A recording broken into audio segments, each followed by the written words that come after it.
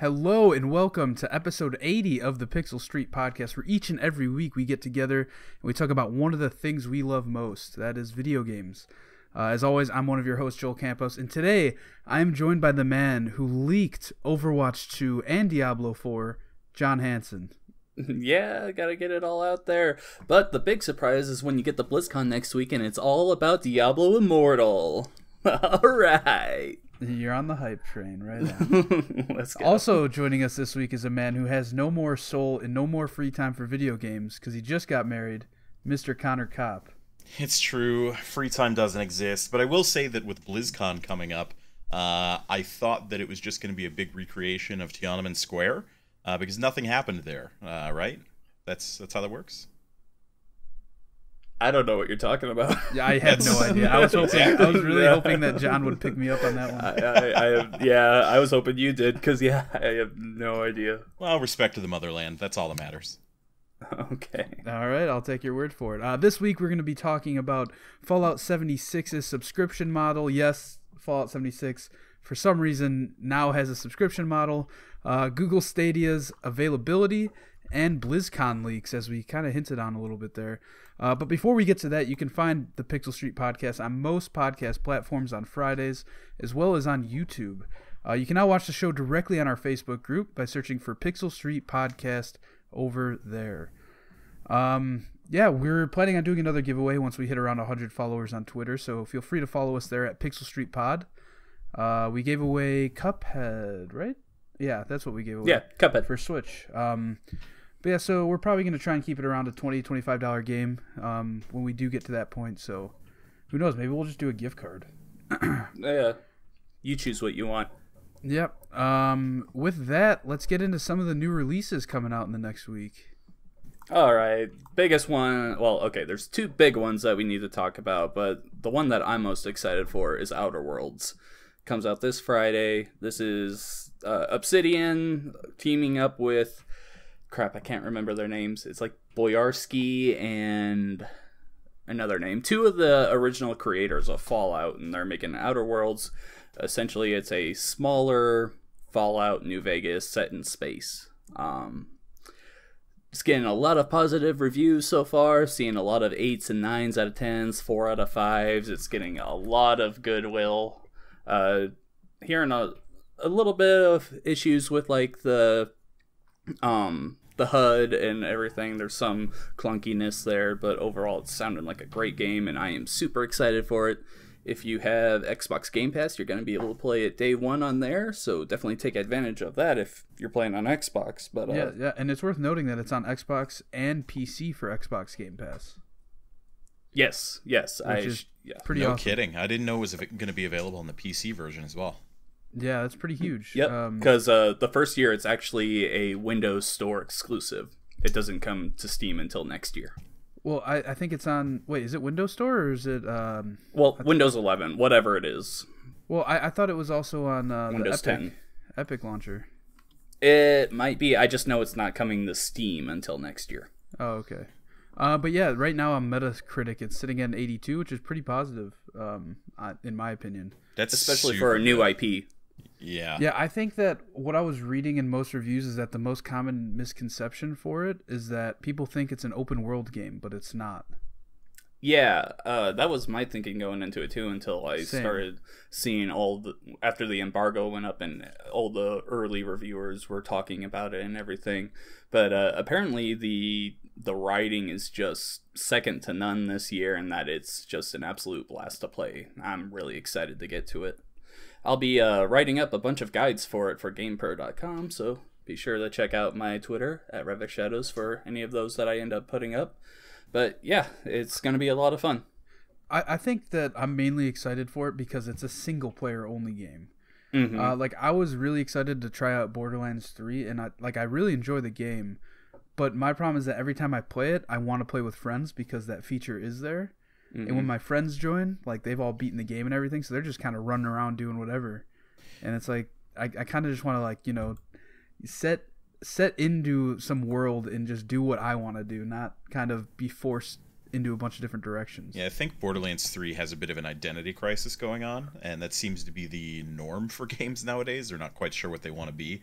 So to have something that seems to be a complete solid experience front to back, especially from Obsidian, which is masterclass in game design right there, it's real exciting. I'm stoked to see where it goes. Yeah, I talked a little bit, I think it was earlier this month, when Doom Eternal got delayed, because that was my most hyped game of this year. That was really what I was going into thinking that would be my game of the year, because so far this year, I don't really think there's a front runner for game of the year. Outer Worlds, with everything that people are saying, I'm enough hype for it that I think it could be in the running for my game of the year, but of course we don't know until we actually get to play it this week. But it's something I'm very excited for, and I'm very looking forward to it. Yeah, but so that is one big release coming on Friday the 25th. The other big one, of course, Call of Duty. Modern Warfare. Warfare. Thought you were going to talk about Let's Sing Country 1 and 2. John, we were going to get to that. Oh shit! That's game of the year right there. Ruined it. What are we doing? We have to yodel from the mountaintops. We have to play Let's Sing Country. So I will say that I did hear that for this game, if you have any other song packs from other Let's Sings, that they do work in Let's Sing Country. On top of they're going to be releasing other music too. So it's kind of a weird branding crisis where they called it a country game, but it's actually just another Let's Sing. You know, in all honesty, I didn't know that there was a Let's Sing franchise, so... Neither did I. I'm sitting here I'm like, is Connor fucking with us? Listen, man, put some respect on my man's, okay? Let's sing. You're protecting the Let's Sing brand. That's okay. Somebody has to. Call of Duty Modern Warfare, what's your hype level? Are you guys getting it? Yeah, absolutely. I've got the Dark Edition pre-ordered with the night vision goggles because I'm a loser and I don't know what to do with my money aside from buy ridiculous things, and I cannot wait for this game. Yeah, you're right. That is a ridiculous thing with my money. I don't plan on picking this up, to be honest with you. Really? I don't know. Did you play the betas at all? I played one match from one of them. Okay. Just because it had just installed as I was getting off one night, so I tried it. So I'll kind of take point here because I'm incredibly hot on this game. I think honestly, this is the first Call of Duty in quite a few years that I'm very, very excited for. After playing that beta, I will admit that it did feel very different from anything else we'd experienced. But this time around, it's on a completely new engine. Everything's been redone and retooled. It has a lot of new, I don't want to say gimmicks because that kind of feels diminishing, but it's got a lot of new things that it's going for. There's a 32v32 battlefield style mode. There is Spec Ops, which is back, which is awesome. It's kind of the cooperative multiplayer mission-based that was featured in Modern Warfare 2 and 3. And then obviously the multiplayer. But they're going hard on the campaign, man. And the more I see on that, I just cannot wait. This seems like something that they're just kind of focusing that single player first and then giving a good multiplayer in addition to it. You've got crossplay between all the platforms, which I'm very excited for. And I really, really hope takes off because I want to see crossplay happen all over the place. Granted, with cross progression, but it does seem that this has that as well. So super hot on it. I think it's going to be like the release of the year when it comes to shooter games. Granted, that's kind of a slow year otherwise, but yeah, I'm very stoked. Yeah, I'm getting it too. I'm not as excited for it. I'm just still so worn out on Call of Duty. I used to run a clan back in the day with like 27 people, and we would just nonstop play Call of Duty. Like all the Modern Warfares, the Black Ops, everything. We were just constantly playing every single night. And so I've just kind of fallen away after Advanced Warfare came out. Like I still go back for the zombies mode, but this won't have that. But I'm kind of hoping that this does capture that like old nostalgia and like everything, like bringing me back into Modern Warfare. I don't know if it will or not. I completely avoided the betas because I didn't want to like go in and like get disappointed and then just end up canceling it and then regret it later. So I'm getting it. When it comes out this week, it will be my first shot actually trying it. And I'm pretty excited. I'm excited for the new stuff they're bringing in. The like 2v2 mode and then the like bigger battles and everything. Like that's nothing new in like shooters or anything, but in Call of Duty, it's interesting to see how those mechanics will work out. It seems to be a good refresh on the Call of Duty formula, and it feels like that's something we talk about time and time again, but I agree, Call of Duty has had this air of fatigue around it for so long, for so many years, that people are just getting tired of it, that they really kind of need to go a little more drastic to take it somewhere else, or, you know, maybe even, I've heard people talk about maybe taking it to a bi-yearly formula or something, especially with the new, I don't know if you guys follow Call of Duty esports or not. I'm crazy excited for this, if you can't tell. Call of Duty esports has actually gone franchise, similar to the Overwatch League. So it actually has cities with specific teams, and this is the first year that they're doing it, and it was something like 25 million to secure a spot for it. So they're going really, really hard in. Not that Call of Duty's never been big in esports before, but they seem to kind of be throwing all hands on deck here, and I'm excited to see what comes out the other side. So this will probably be releasing same day all this stuff comes out, so probably be hearing this after the fact, but I really hope this game's as good as the hands-on taste was. Yeah, for sure. Yeah, I'm excited to see. I think the reviews come out tomorrow, Thursday the 24th. That sounds about right. So I'm excited to see what the consensus is, especially for the campaign. I'm excited for a campaign if I ever do get it. Oh man, I'm dying. Okay, other than that, in the next week, did you guys know that there's more Joy-Con coming out? Yeah. I did not know that. I mean, we work at GameStop. Yeah, you do. Yeah. I knew about the other two sets, the ones that came out like a month ago. Mm-hmm. But I did not know that there was a set of double lime greens. But maybe I'm just dumb. All these new Joy-Cons are looking really good. If they weren't $80, I'd probably buy some. That's true. Yeah. If they were $20 for one, I'd be all over it. Yeah. You know what I mean? Let's see. Luigi's Mansion 3. Well, I was going to say the Medieval remake also comes out this Friday. Yep. So if you played the PS1 and really enjoyed that game, there's that. After Party is a game coming out on Tuesday that I am very excited for. This is the guys that made Oxenfree, which is a very like story-centered game, and it's awesome. After Party takes place in hell, and I don't know the like whole story around it because I want to go in with just as blank an idea as possible. I think the basic premise is that you have to drink against the devil to you have to like get your soul back. Yeah. Either way, it looks pretty cool. The art style is pretty dope. I will say hot shout out to what I think is the release of the year, hands down, and I want to give it an award while we're on the show here real quick. But that's the Capcom Home Arcade Fight Stick. This thing is the dumbest. Have you guys seen this thing? Yeah, it's the worst looking. It is the fight stick dumbest thing ever on the face of the planet, and I just want to give Capcom an award for having the balls to release it. Capcom Home Arcade Stick. It's literally a giant Capcom logo with two fight sticks on it, and it's dumb. It's dumb as all hell. I remember seeing that get announced. It's great, yeah. But isn't it like insanely priced too? I have no idea what the pricing structure is on it. I'm sure whatever it is too much for what it is. 230 euros. Oh my $260. God. Way too much for what it is. Wow. I will say though, the modder in me kind of wants to buy one of these to see if I can turn it into just a fight stick. All right. Be ridiculous. But yes, I think random bullshit of the year award goes to that thing. All right. A few more. I wouldn't say there's. Let's hold the phone. When the fuck does that Atari thing come out? VCS? Is that this year? Yeah, or is that next year? Man, you haven't heard? Because that is it canceled? It's having some serious issues. Their lead project developer just left the company. So. Oh my god! All right, we'll save that for another podcast. Go ahead, John. All right, couple other releases going on in the next week here. Disney Classic Games Aladdin and Lion King are coming out this Tuesday for the PS4, Xbox One, and Switch. And actually today, they just announced some special editions coming out that will have playable cartridges for the Super Nintendo and Sega Genesis. Oh, wow. And I want to say they're like $50 for a pack of the two of them. So actually that's not that bad. They look pretty cool.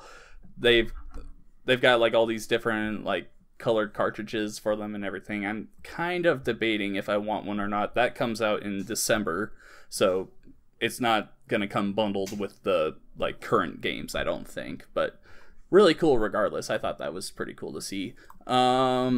Oop, I clicked out of my thing. Resident Evil 5 and 6 are coming to the Switch, and with those will be the triple pack, which will also have 4 in there. Super Monkey Ball Banana Blitz HD comes out on Tuesday as well, which I am interested in. I never Monkey Ball. I never played Monkey Ball in the past, but I really want to give this game a try, especially because it's on the Switch and you can play as Sonic the Hedgehog in it. Vampire comes out on the Switch on Tuesday. And yeah, we have Luigi's Mansion 3 on Halloween. You guys getting excited? That? No, I'm not. I probably will have it. I think my fiance is big on that one and wants to play it. Sorry, yeah, wife. Shit, I gotta use that. Oh man, she's asleep right now, so we're good. Clipping it out. No, leave it in. Clipping it out. But yeah, I've never played a Luigi's Mansion game, but I know people who like it love it. So yeah, I have the first one on GameCube. I plan on playing that here in the next week, and I think that will kind of push me towards if I'm getting it at release or not. I want to buy like everything on the Switch, so sooner or later I will get it. It's just a matter of when. All right, well, I think that pretty much sums up all of the new releases coming out in the next week. So let's move right on to what games we've been playing. John, you want to go ahead and start? All right, so Ring Fit Adventure came out this last week, and I picked it up and made a video on my YouTube about it. That's Ryvex Shadows or youtube.com/JohnJW92. And I gotta say, the game's really good. Like, if you're looking for a game, it's another project of Nintendo where they're trying to combine fitness and gaming, and it works really well. So you have a strap that you put your left Joy-Con in, and you strap that around your leg, and then the right Joy-Con connects to this ring, and the workout with the ring is like squeezing it and pulling it and just like moving your body, like all the stretches and everything. And the tracking on these things is just second to none. Like, this is like the best tracking I've seen in video games yet. Nintendo did a great job at designing these. The games themselves, they're pretty fun. Most of them are just little mini games, but there is a campaign where you like fight this wizard he's like a wizard that works out or something. I can't remember his name. He's like kind of a dragon guy. It's so ridiculous, and I love it. I love everything about it. When you're working out really good, your hair catches on fire, and that's how you know you're getting a good workout in. Great. I love it. So, have you actually sweated while playing this? Or? Yeah. It's a good workout. It really gets you moving. So far, I am so out of shape right now. I've only been able to go like an hour at a time before I have to sit down and my muscles are like really sore and everything. It's a really good experience all around if you're looking for something to like work out to during the winter and you don't want to like go out to a gym or anything. I'm kind of planning on doing that this winter. I just want to see, just because I'm not big or anything, but I've definitely put on some pounds here in the last year or two, and I really want to see just how it does if you regularly focus on this kind of workout. It like even has alarms that will go off. You can set alarms that when the console is in sleep mode, it would go off and tell you, hey, it's time to work out. There's a lot of cool stuff in here. I really like it. So I have questions on this, if you would be willing to oblige me. Mm-hmm. The ring, the actual ring thing that it comes with, do you feel like that's durable? Yes, surprisingly. In my video I made, I actually did an unboxing section of it, and the ring, I was expecting it to be like just some cheap little plastic thing. Right. This thing, it's got some weight to it. Like it's not just plastic. There's something else in there, and it's very durable. I was like pulling at it as hard as I could during the workouts to see if I could like get it to break or anything, like pushing it in. It's some kind of rubberized thing in there. It's very durable, I think. But then again, it's only been out a week. I haven't heard of any issues with it so far, but I think just from my first week here playing it, I would say it's very durable. No pun intended, but I really feel like the durability is make or break for this thing.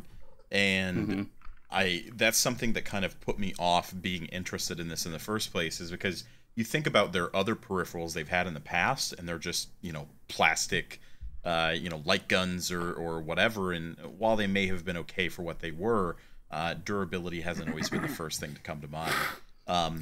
How do you feel the tracking is on it? Because I feel like that's so important for a game like this. Do you feel like it's tracking quite well, or is there any time I believe like I was saying earlier, I think it's the best tracking I've ever seen in a game. Like really? The Joy-Cons just know what you're doing, and like even though there's no like sensor bar for them to see or anything, like if you get to a point in some games, let's say you have to use the ring to aim at targets that you're shooting at, if you just lay it like horizontal, it will reset itself if it does get off track, and you're right back into the game. It's like super instant fixing itself. It's really impressive. Wow, this is more of a quality release than I thought it was going to be.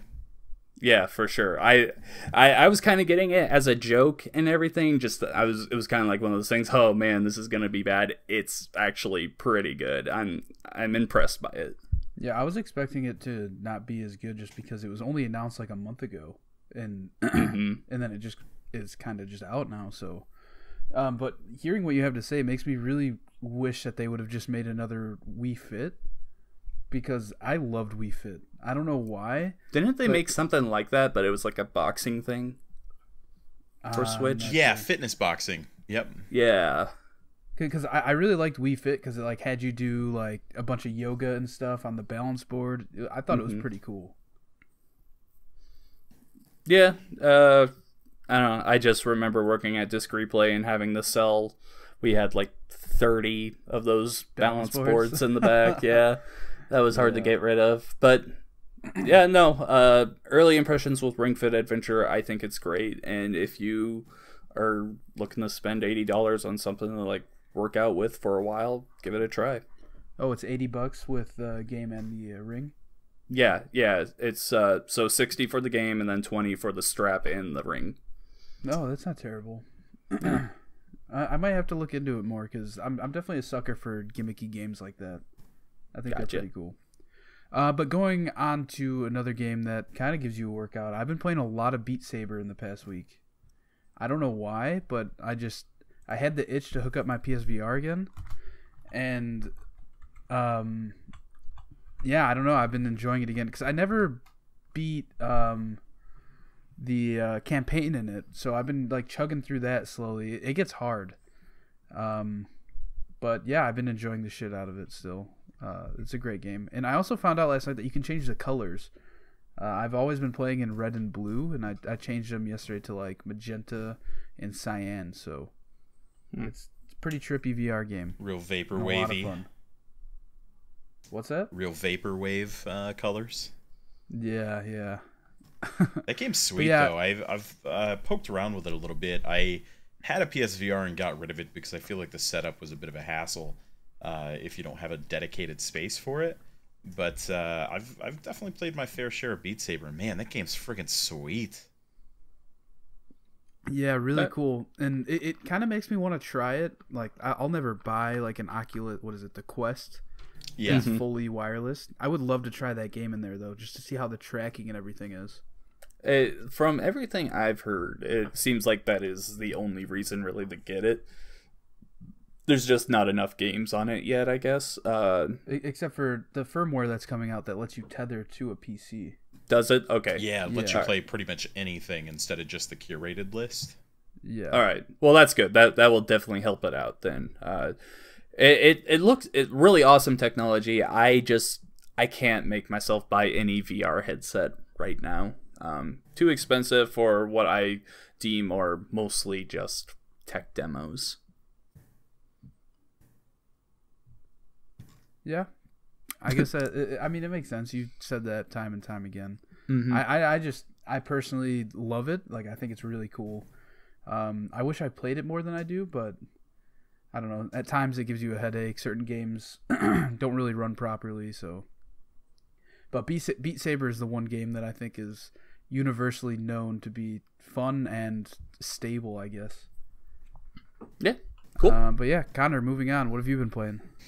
Oh man. Aside from getting married and making all that finally happen, which happened on the 18th, I had a fantastic time. We actually had a lightsaber duel Oh at our my wedding. God, get over it. Listen, man. No, it was fantastic. It was real good. Had a great good. time there. Aside from that, honestly, I haven't had too much time to do much of anything. So I've been trying to poke around where I can, but honestly, it's been pretty quiet for me. I've been messing around with Destiny 2 Shadowkeep a little bit, and I saw that that's something you've been playing a little bit of, Joel, so maybe we can take the time to talk about it. I just hit 940 today. Oh damn! You've played more than I have. I'm at like 898 or something like that. Okay, I will say I'm still making my ramps way. you up pretty quick once you start getting into the pinnacle stuff and you have people to play with. It does a good job of bringing you closer to end game content than before. What have you played so far? Sorry, what's that? What have you played so far? How far are you done the main story? Or? Yeah, I've done all of the main story for Shadowkeep. I just started last night doing the Leviathan's Breath exotic stuff. Okay, that just released this week, so. Yeah, I think it just released yesterday actually, but I started doing that. I just have to do I think 2 more like Gambit Prime matches, and then I'm on to the next step. But yeah, other than that, I haven't played many games in the past week because I was out of town in Austin all of last week. But yeah, I'm enjoying it. I'm excited to do the raid because I haven't seen anything on the raid. So that's something I was cool actually able to jump in very, very recently. We made it all the way up to the final boss, and I feel like, man, this raid's got a lot of mechanics. There's a lot going on, but I almost feel like it's easier than a lot of the raids in the past, which I feel like is kind of both a bad thing and a good thing. I know a lot of people are always looking for that hard in-game challenge, but for this one, I feel like it's more accessible than it's ever been. We were kind of under-leveled to jump into it, and we still made it all the way up to the final boss, which was awesome. I was gonna say, what level do you need to be? I think to enter it, you have to be a minimum of like 925, 920, something like that, to get in there. Otherwise, it won't even let you launch the activity. Huh. Okay. And so, what do you think? What level were you guys when you went into it? I think most of us were sitting around 930, maybe 9. We had a couple 925ers or so.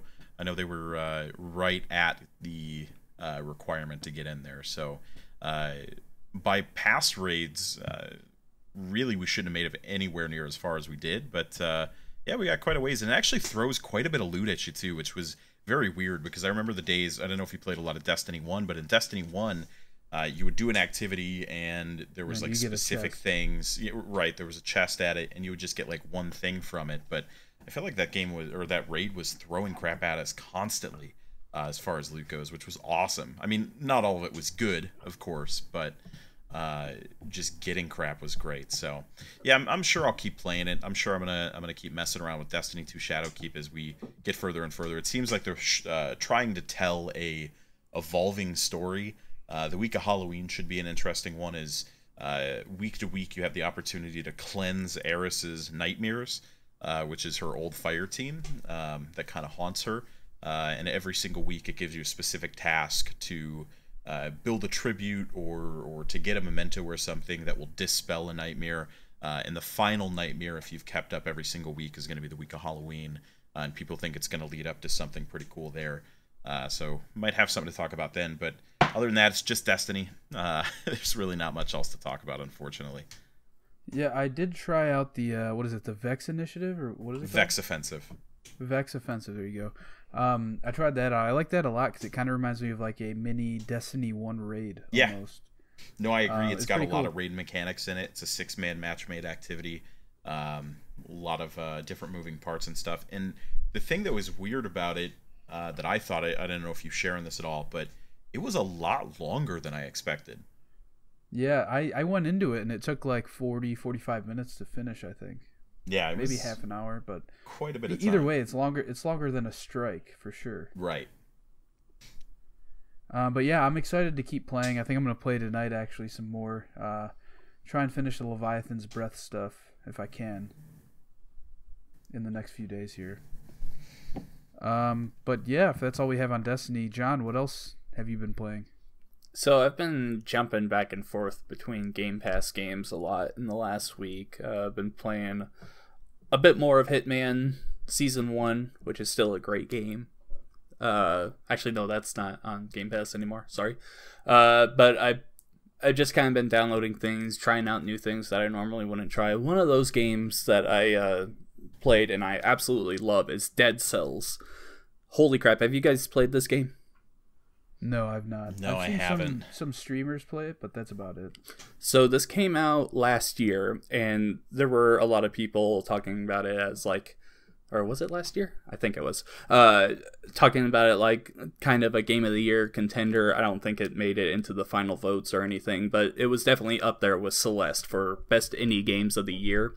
I still think Celeste is a little better, but they are completely different games. Dead Cells is this roguelike where you start out as like this moss thing, you take control of your body, and you're just going through these dungeons trying to slay as many monsters and get as far as you can.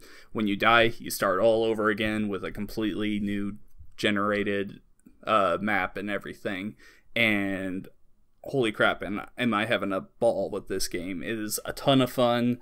You get all these upgrades the further you make it, so that when you die, you come back and you have those forever. It's just your weapons and your health and everything that you're losing when you start over. I really think you guys should give it a try because it's on Game Pass, so might as well. Really good game.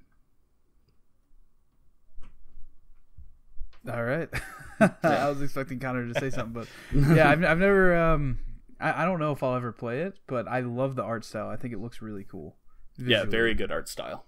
I'm with you on that one. Honestly, I have this really weird, like, hatred for side-scrolling games. I don't know what it is, but I can't get into side-scrolling games. I don't know if it's just that they feel old to me and they're just less enjoyable. I don't think that... I'm not going to go out and give a hot take and say that all side-scrolling games are trash. I'm sure there are plenty of great ones out there. It's just not for me, and as such, I agree that I think the art style for Dead Cells is really intriguing, which is a bummer, because I really want to check that game out, but I know I'm just not going to be into it. Game Pass, download it. You're right. Oh yeah, Game Pass, man. Practically free.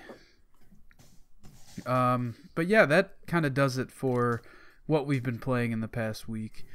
Stay tuned for next week when I'm sure Connor and John here will have a lot to say about Call of Duty and Outer Worlds. I think we'll have at least something to say about it.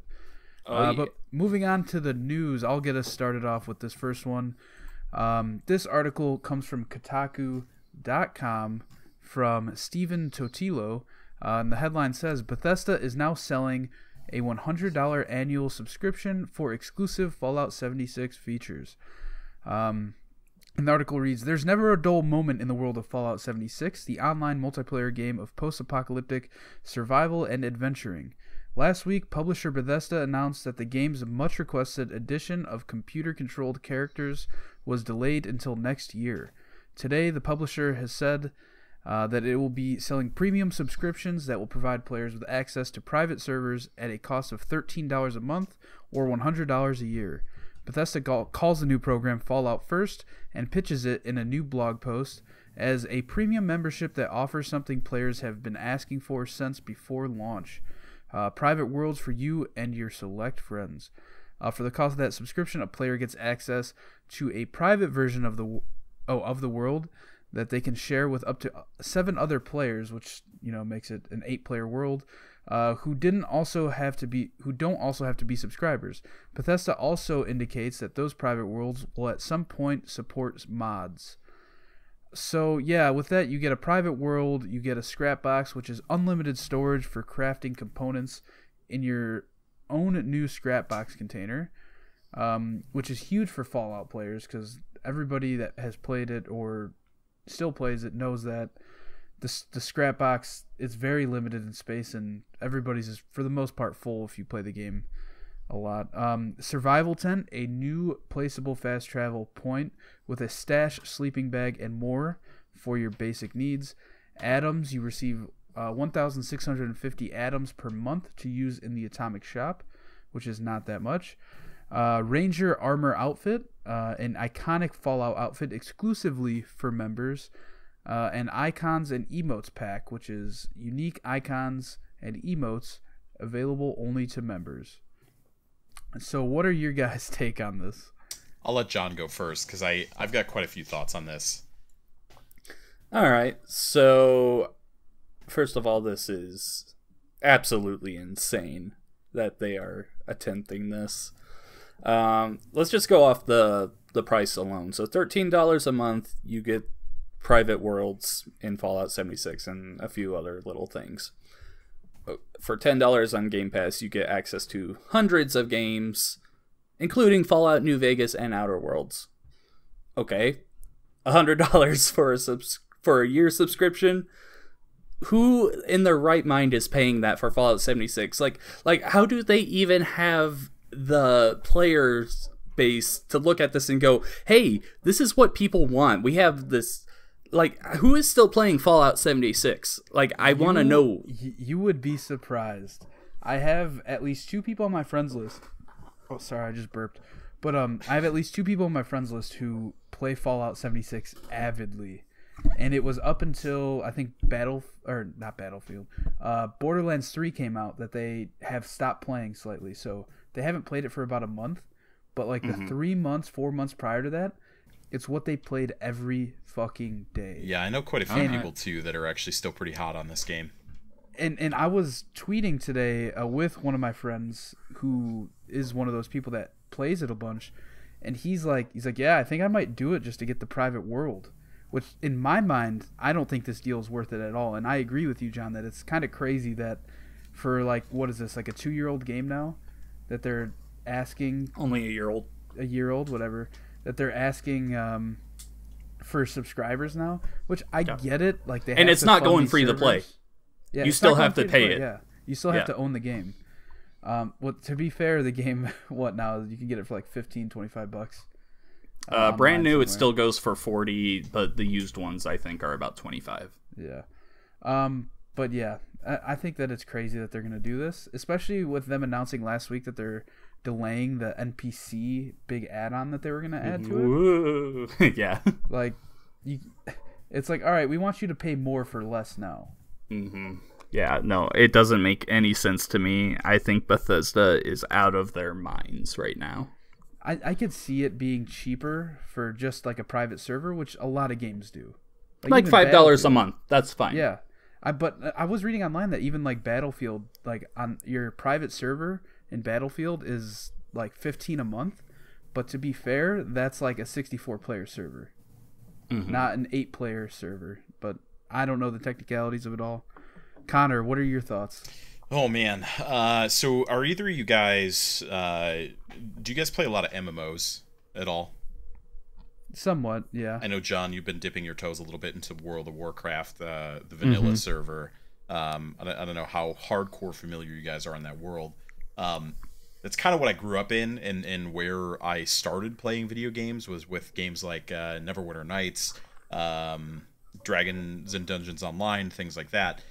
This is very that. This is incredibly that. This subscription model service like this is very MMO. It's a little outdated at this point, is a lot of them have kind of caught away from this model, but this feels very much like that, which is very strange because first and foremost, Fallout 76 isn't really an MMO. It's also barely a Fallout game. It's barely a game. It's more of a slot machine simulator at this point. It's weird that it's going to this subscription model, especially when it is not a free-to-play game. And I want to say that Bethesda has experience with this. They literally have gone through this already with another game of theirs. Elder Scrolls Online was another game that they had. It's the same exact thing. It was supposed to be a game that you paid for, and then it had a subscription model. There was some outrage on that. People were a little upset. After that, they went ahead and made the choice to go ahead and nix the actual like monthly cost stuff originally and get rid of that, and then they went to some weirder models and stuff like that. And so the point is they have sales data on this that this really does not work, that people are not into this, specifically on console. I think on computer you can get away with this, as some MMOs kind of have paved a territory here. But man, this is really weird to see on a console, especially when you consider that you're already paying Xbox Live Gold or PlayStation Plus on a console, just for the ability to play online. You have that subscription in conjunction with them wanting you to pay this, and it's just really, really crappy. It's not great. Private worlds, that is where you play in the private world exclusively for you and up to 7 friends. That was touted back, 6 months to a year ago as being a free add-on post-launch. I don't know if you guys remember that at all, but they did talk about this already as being something that they were going to roll out for free. And now you have to pay for it as part of a subscription model. That's just real crappy. I think were this a little bit cheaper, potentially they would have a case here, or if maybe they made a transition to a free-to-play model, or whatever the case may be, I could see this having some life. But without that, this is just real shitty business is what this is. Right now it looks real shitty, and I agree that if they had announced this along with, hey, and the game is now free to play, I think that this would have been fine. We probably wouldn't really be talking about it right now. Yeah, Bethesda, I just don't get what's going through their heads right now with the Fallout franchise. Like, just everything they do surrounding 76 is the bad move. Yeah. It's insane. It's honestly almost like a experiment that they have just to see how much they can fuck something up. Yeah. Right. Well, to keep the podcast moving on, I'm going to end this by saying I'm going to put my Fallout 76 canvas bag on my head and go stream some subscription private server later tonight. I just want to add an anecdote to that. The helmet that had mold in it, you know what I'm talking about? The Nuka-Cola one that was supposed to roll out to GameStop. Yeah. I took it out of the box and put it on my head, man. I'm definitely going to have lung cancer. I just want to tell you that. And it's Fallout 76's fault. When I saw that tweet about that helmet, they like didn't really specify which one it was. I saw like an article, and then they had to like revise the article later. But I saw it and I was like, "Are you fucking kidding me? Like, how many times am I gonna have to like put in a claim for like a refund or something on your for collector's this edition game?" It just sucks. End of story. That's all it is. Let's move on. But yeah, moving on. Connor, you want to take the next one? Because I think the last one is John's gonna talk for a while. Sure, I would love to talk about this. So this one comes from Laura Grunin out of CNET, and the headline reads, Google Stadia's latest bummer. Even founders may not be able to play on day one. Google Stadia takes its place in the pantheon of eagerly awaited gaming products for which pre-launch downers gradually trickle out, steadily dampening gamers' adore. Now it's dawned on some Reddit users that even if they paid $129 for the Founders Edition or the more recently offered Premier Edition to be the first online, they may not receive the necessary code to access it on launch day, November 19th. Those who pre-ordered will get their code via email after their hardware kit ships, and those are going out in first come, first serve order. Quote unquote, if you were one of the first gamers who pre-ordered and have received your Founders Editions, you'll be able to buy and play your favorite games beginning at 9 a.m. Pacific time on November 19th. Google said in its launch date blog post. They should all get the code within the first couple weeks after launch, The Verge reports. This follows news then that at launch the cloud gaming service won't work on mobile networks, only over Wi-Fi, and even then only on Google Pixel phones, and that wireless controllers will only work via the Chromecast Ultra. Plus, one of its flagship launch games, Doom Eternal, has been delayed into 2020. So yeah, this follows a string of news on the Google Stadia that has just really put a sour note at the end of everything Google Stadia involved. To kind of riff on a few things here, that controller that they touted as being the Wi-Fi only capability, and that it would just automatically switch to whatever screen you're on, whether it be your PC or your television, which was one of the major selling points of Google Stadia when they had announced it, That controller does not work that way. It is wireless only if you're using the Chromecast Ultra. Otherwise, you have to bust out the USB-C cable and use a wired controller with whatever else. It doesn't even have Bluetooth functionality at launch. It will not support Bluetooth, which is insane for somebody to launch a gaming product, much less a controller that doesn't have Bluetooth. And then the fact that people aren't going to receive their Founders Editions on day one, which is kind of the weeks after point of getting a Founders Edition, is insane. Weeks to me. after. Just crazy. This is insane. Like, the point of taking a pre-order is like the guarantee that you have it day one. To cash in on the day one fervor. It's insane. And like the fact that the Founders Edition is like a limited thing, they're like, oh, we only have so many of these. It's like, no, you don't. Clearly, you're better just reserve your these. name. Yeah. Clearly, you're just producing these by order. Essentially, you don't have a limited amount of these. Well, not only that, to find even more things to complain about with Google Stadia, because there's a never-ending stream. One of the biggest features of Google Stadia was that you could take it wherever you are, right? Mm-hmm. You take it where you are, you play where you are. They said specifically, if you have a Google browser, you can play there.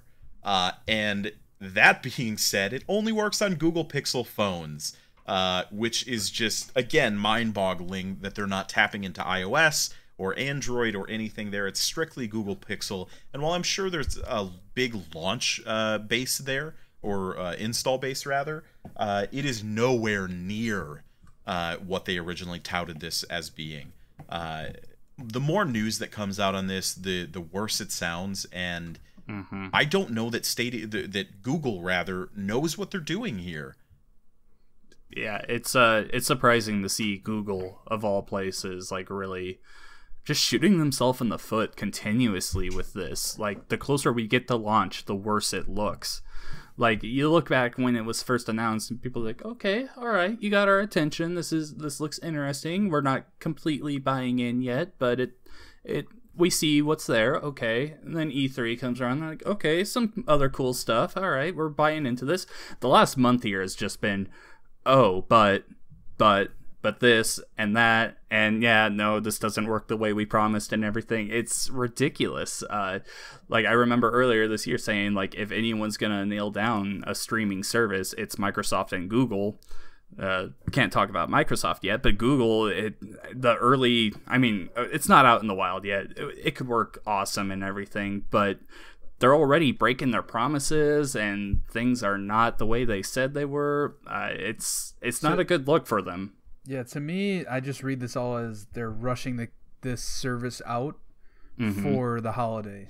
My thinking is that they want to beat xCloud to market. Yeah. Yeah. And it's very obvious that that's what's happening now with, like, oh, because, like, this is very last minute. Like, this comes out in 2 weeks. Wow. Like, November 8th, I think, right? Or 5th, one of the two. But either way. 19th.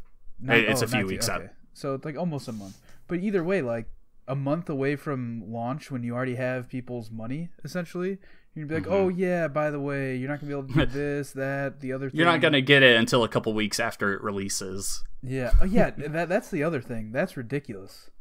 Like, that is absolutely insane. And I'm like the target demographic for them of people that would be suckered into being like, all right, I'll get on the hype train like the week before and pre-order it, try it out day one, a week or two before. But now, like, I'm not even going to consider pre-ordering that thing, because what if I don't get it till like mid-December? I very nearly bought the Founders Edition and picked that up because I think there were a lot of really cool things happening here, or it seemed to be happening here, that just have not come to fruition. And I want to take the chance to remind people too that not only is all of this happening, but you don't own any of these games. Like, you even if you buy them, you right, don't own them. You basically at this point, you are paying a subscription service to be able to stream games that you then have to purchase after the fact. So you're not even like getting these as part of and I've heard the misconception quite a bit, and I want to clear it up, but people have described this as a Netflix for gaming, which I think is what originally is what everybody thought it was. But it's not that. You are literally just paying to be able to access their servers, to be able to play the games that you then have to buy at $60 or $40 or whatever the case is. You don't just get games with this subscription. Granted, there are a couple like Destiny 2 with all of its various DLCs and everything, but most of that game's free to play anyway. Like you're really not gaining that much out of paying the subscription. And to be fair, you do not have to pay the monthly subscription fee. That's there fair. Is a free version, right? But then you can't do 4K. You can't do like all the stuff they touted. It's just to me, it doesn't make a lot of sense. It's a huge gamble, because if you do pay the subscription, or if you don't, you still have to buy the games.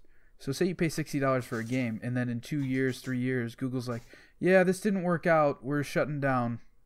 Which you just lost Google every game has a you track bought. record of. You talk about things like Google Fiber, which they've already canned and shut down, which was touted as being some of the best internet, yada yada. They were connecting the world, so on and so forth. Things like Google Glass, which never really came to fruition and is still in some kind of weird limbo. And that is very, very much a possibility here. And it is just very hard at this point for Google to convince customers to go out and buy games on a service that they may very well lose access to in a year or less. Especially with all of this news coming out and people seeing it and just going like, wow, that's gross. I don't want to be a part of this. I just don't. I don't get it. I don't see it. And I think that this is just a train wreck waiting to happen. Yeah, Yep. Couldn't agree more. All right, John, it's time for Johnny's Overwatch Minute. All right, well, we're not talking just Overwatch today. So there's some leaks going around. So we talked a couple of weeks ago about what we think's going to happen at BlizzCon and everything surrounding the whole Hearthstone guy being suspended and everything. But there's actually some leaks going around of the potential announcements. So Diablo... I guess I should say this is by Richard Wakeling of GameSpot. And he writes, BlizzCon, the annual gaming convention held by World of Warcraft developer Blizzard Entertainment, kicks off next week on November 1st. The rumor mill has already begun to swirl around ahead of the event, with leaks and rumors pointing towards upcoming announcements for new games in both the Diablo and Overwatch series. An advertisement for a book called The Art of Diablo was recently published in the latest issue of German magazine GameStar, inadvertently revealing that a Diablo 4 announcement might be on the horizon.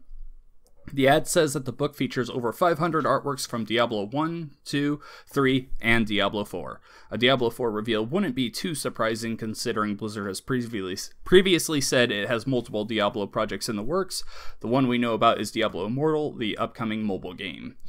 The Art of Diablo is currently available to pre-order on Amazon, blah blah blah. Twitch streamer Metro says Diablo 4 and a remaster of Diablo 2 will be announced at BlizzCon. He also posted a series of tweets detailing the potential reveal of Overwatch 2. Normally, leaks and rumors spread around Twitter are to be taken with a grain of salt, but Metro has a track record of leaking Blizzard and Overwatch news after he revealed new hero Ashe a week before the official announcement at last year's BlizzCon.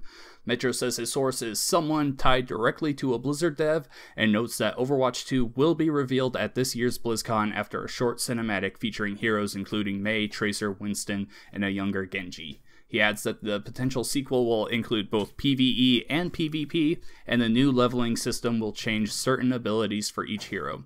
For example, there will be an upgrade/change to Tracer's Pulse Bomb that makes it so you stick an opponent, and all units close to the target that get stuck will also be stuck with a Pulse Bomb.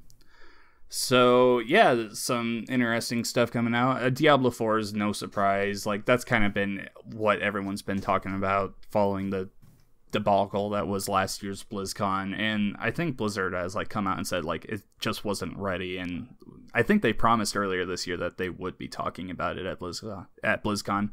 I don't remember, but the Overwatch 2 thing has kind of been a rumor for a while too. Personally, as a big Overwatch fan, that I'd rather this just be an expansion than a whole new game. There's a lot of talk about them adding in a campaign mode and everything, and the PvE stuff is awesome. Every event that they do it with, it's great. It's one of the most anticipated things every year for me. It's Junkenstein's Revenge and the lore event stuff. I love that stuff, but I don't think it really depends on how much exactly they're putting in here to warrant a new game. Hopefully it's enough, but I don't know. I just don't like that they've got 30 heroes into the first game right now, and we don't know if all of those will be making the jump over to Overwatch 2, and we don't know what else we're getting. Like, has the lore dripping just fallen off because they've been focusing on this? Probably, but like, what comes out of this? Like, does Overwatch 2 like carry over the same problems that Overwatch 1 does with its competitive and everything that really has torn a lot of people away from the game? I don't know. I'm still super excited to see whatever it is they're announcing, but I'm not crazy about this news. Yeah, I'm very much on the same page as you, where I don't think they should do an Overwatch 2. I think they should just keep adapting on Overwatch 1 until the game gets outdated somehow. I don't know. Whether it's graphically or, maybe the player base drops or something. I don't know. But I think they should just keep adding to Overwatch 1 like they have been. I think releasing an Overwatch 2 could potentially make a lot of confusion happen, because it's splitting the fan base. Yeah, exactly. It would be splitting the fan base. I think that if they did release like some sort of campaign separately for like $40 or something, I think that'd be really cool. Yeah, I would buy that in a heartbeat. Yeah. I mean, regardless, even if it is its own game, I'm probably gonna buy it because I love Overwatch that much. But man, I'm just not crazy about it. I know initial reports on this, way back, 6 months ago, 7 months ago, something like that, talked about this being an exclusively PvE experience that was meant to be kind of a additional sort of thing to the current Overwatch. And I think something like that could be great because it, like you said, doesn't split the fan base. Then you're not splitting a player base across multiple platforms or consoles, especially with the new ones coming out here. And I think that's very important for competitive games like Overwatch. And another thing that makes this feel real kind of crappy and weird is if this does have a PvP element, or if it's meant to be a full-on replacement for the current Overwatch, is they just released Overwatch on Switch. And boy, you feel real bad if you just bought that. Right. Yeah. Not good timing. Overwatch League is still a pretty big thing, and if they move to Overwatch 2, you're leaving all those fans behind in the dust too. Like, what if things in Overwatch 2, like, people don't like it as much as Overwatch 1? Like, the maps are not as good, and these changes, like this change with Tracer that they're talking about, that could be handled in an update with Overwatch 1. Like, that's not selling anyone on jumping to a new game. Exactly. And that's part of why I think if they made a new game, Overwatch 2, I don't think all the characters would be coming over. Agreed. Because that's one of my biggest things. Much easier for them just to either add, like, maybe they're working on a big update to 1 where they're adding 10 more characters or something. I don't know. But, like, that would be much easier than making a whole new game and trying to include every character that already exists. Yeah, it just makes so much more sense to carry everything from 1 into 2 than to just lock off that stuff, like your maps and everything that people really like. Some of them, like, if they're not there on the second one, this isn't like a Call of Duty thing where it's like an annual release and it's a different game. Like, from what they're saying, this is essentially the same game just with a few more things. I don't know. Especially because Overwatch graphically is not outdated at all. It looks it looks great. Any game coming out, like, because of the cartoony style, like that game's gonna look up to date for the next 5 to 10 years potentially. I think it could look fine, especially if they port it to the new consoles. But I don't know. Who knows? Maybe it could be that they're making a new one for next gen. I don't know. It just doesn't make sense to me to just not make it all one big expansion like Destiny does for the base game. Yep, I completely agree. With that rounds up our news segment of the show. Let's move on to the topic of the show. John, you want to handle these?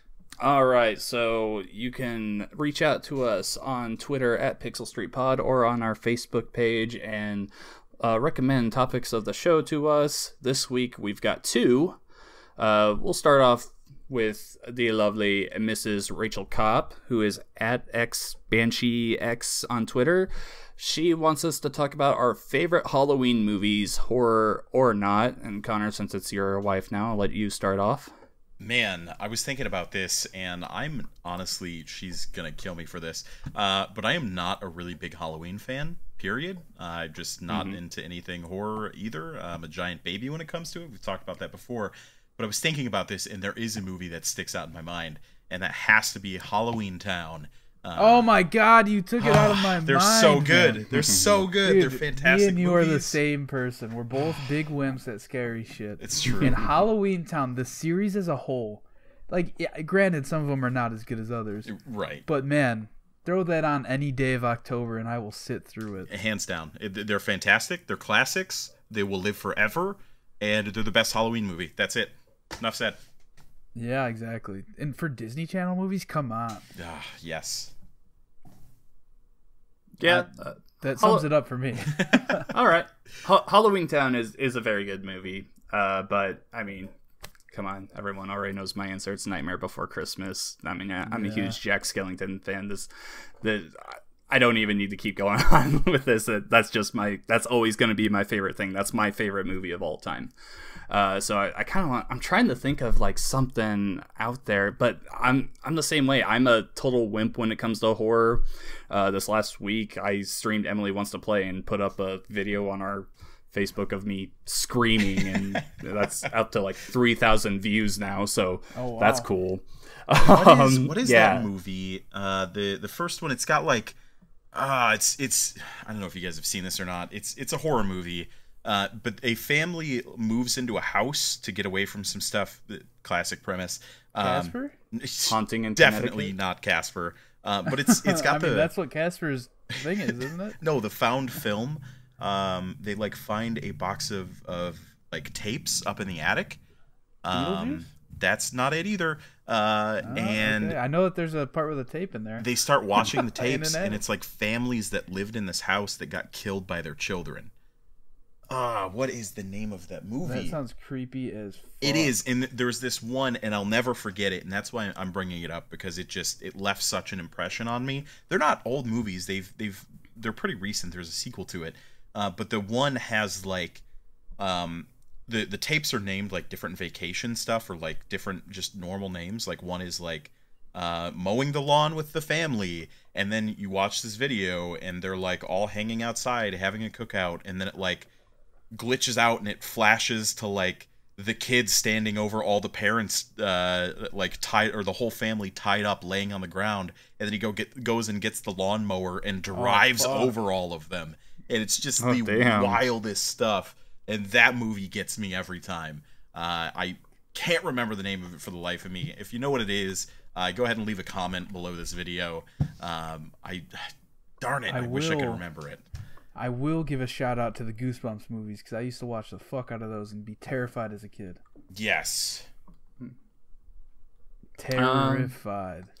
Yeah, besides Nightmare Before Christmas, pretty much anything that has any connection to Tim Burton, I'm in on. Beetlejuice, you mentioned. I love that movie. Coraline is still one of my favorite movies of all time. So many good ones in there that I just... Sleepy Hollow... Spooky shows. I do like American Horror Story. That's pretty good. I've only seen Coven, and that one was really good. I enjoyed that. Very good. Anything else that you want to throw out there? Because I can't think of anything. Just sounds like we're a bunch of babies. Mickey Mouse's House of Villains. The House of Mouse, House of Villains. It's so good. All right, I'm cutting this conversation off. All right. Second topic of the show was... suggested by Sweepy Dub on PS4 and Twitch. Go ahead and follow him there, add him there. That's SWEEPYDUB. He said, you should have a chat about the importance of music and how it can make or break a game. There are some games out there that are considered some of the best games, but I want to chalk it up to the soundtracks, or games that were ruined by their music, like Dead Space. I haven't played through Dead Space. I remember starting it, but I was too scared to keep going on, so I don't even remember the music and if it was bad or not. Same here. So yeah, let's just talk about games where the music really like set the tone for Celeste. it. Like Celeste, yes, Great I was just one. about to say it. Celeste is so good, I've got the music in that answer. is honestly what kept me playing it. top of the line. Yeah, it's a great soundtrack. The soundtrack like actually makes you feel, I guess, like what Celeste is feeling, or what? Yeah. Not Celeste. What's her name? Madeline. Madeline. Yeah, Celeste Yeah. is the mountain. I still pick up that soundtrack every now and then to listen to it. It is just so It's good. Yeah, another one is Florence. I don't know if you played that. It's a I have mobile game. not. The soundtrack in that really hits hard, man. I'll tell you. Mm-hmm. I have it on my Spotify, and sometimes a song will come up, and it'll just like either make you happy or make you sad, because it just reminds you of that game. Because that game is full of ups and downs, and it's only like 40 minutes long. Another big one that really comes to my mind is the Doom 2016 Yes. reboot. Yes. It's so good. I still have not played all the way through that. It's so good. Honestly, like the soundtrack is worth the listen alone. Just fire it up on Spotify, and it's so blood pounding, like just incredible. But once you're like actually doing that in game, like I remember at the very beginning, there's like a part where what's his name, Samuel Hayden, is like talking to you over the intercom in the elevator, and you're just sitting there. You punch it. I remember that. You go to grab your shotgun, and he goes to cock it at the exact moment that it like fits in with the music. I was like, oh, it's so good. I love it. Another one. This one I feel like is one of the best examples of this. But Skyrim. I feel like all of the music in Skyrim was just so well done and does such a good job of just lending itself to the atmosphere and not getting in the way of the gameplay, but really more enhancing it. Okay. Yeah, I haven't gotten into Skyrim, so I couldn't talk much on that. Yeah, me either. Oh, Um, are you kidding me? I I do a played like 10 podcast with hours a bunch on- of Skyrim haters? I played on my Alexa. Get your scrim out of here, all right? Oh, my I played through Skyrim on my Alexa. Does that count? That, I mean, Bethesda will I'm tell just you it kidding. does. No. I played. In all honesty, I played 10 hours on PC, and my hard drive on my PC crashed. Like this is like 8-10 years ago. I don't know, and never went back. That pissed me off enough to never play it again. Wow. I am unbelievably I just don't like upset Elder right Scrolls. now. All right. So, are there any examples of bad music in games that you guys can Bad think of? music. Oh, there are, but I'm having an issue thinking of them. Give me Yeah. a second. Bad This music. is the one time when the good Because outweighs the you're bad in always your mind. thinking of the good music. You're not thinking about the bad Right, music. you try to tune it out and forget about it. Yeah, I'm trying to Oh think too. man. You know what? I'll say this. Any sports game, Yeah, good because music. I was just thinking that.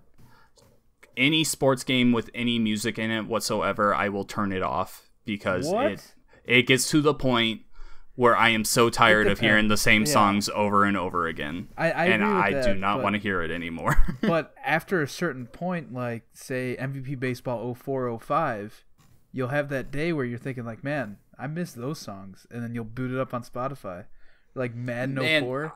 I remember that. I Soundtrack can't so say well. that with those games.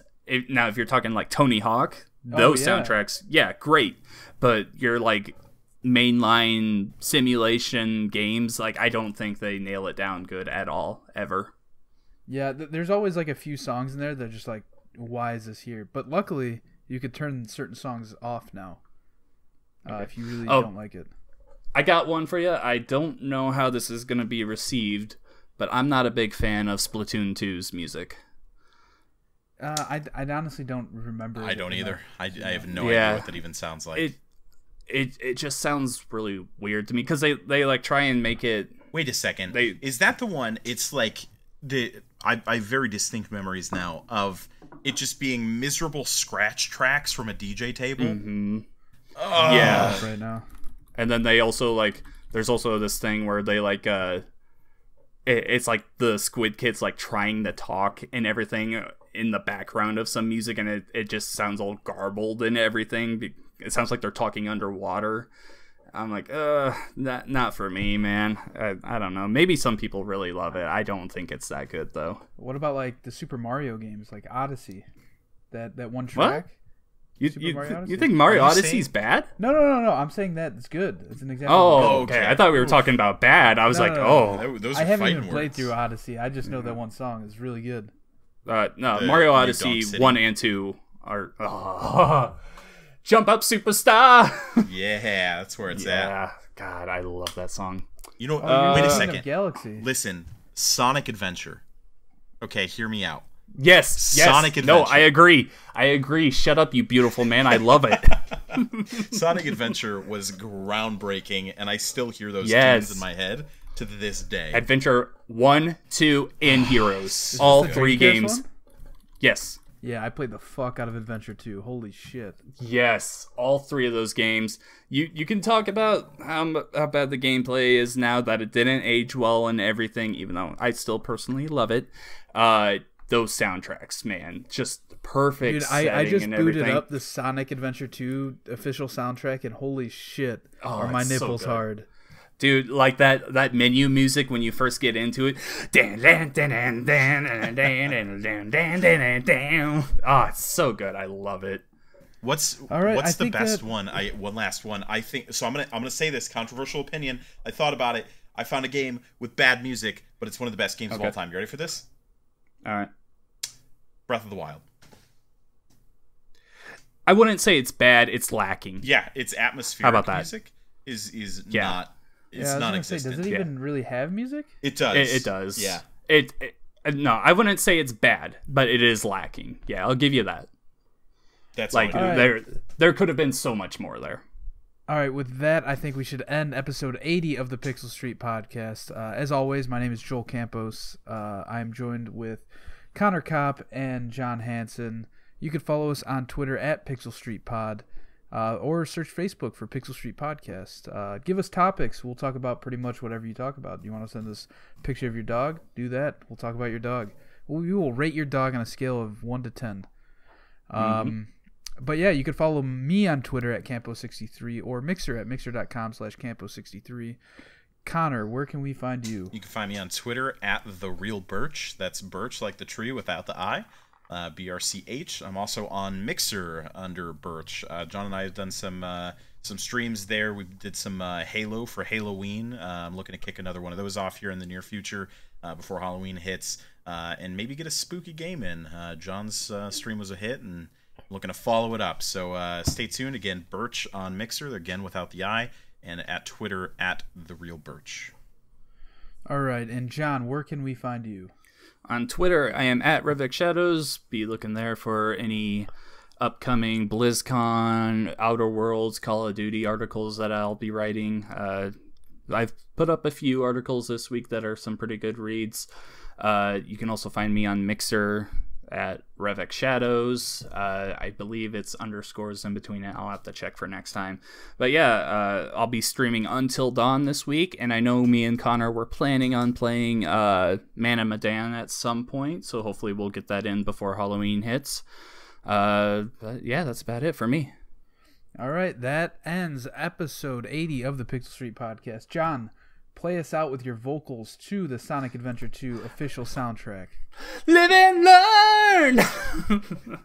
Man, I keep love. going. Keep going. Let's hear I it. don't wanna follow me, set me free, trust me, and we will escape from the city. Oh, it's so good, man. Yeah, I'm gonna go listen to that. Screw you guys. I'm out of here. Bye.